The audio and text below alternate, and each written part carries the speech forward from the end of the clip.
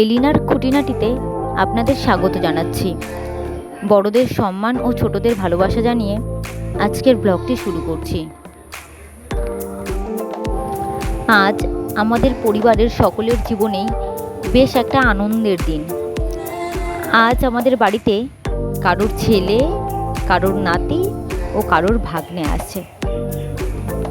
এই যে লাল চাদরে মুড়ে যিনি বসে আছেন তিনি হলেন আমার দিদি, আর তার কোলে যিনি আছেন তিনি হচ্ছেন আমাদের ছোট্ট সোনা।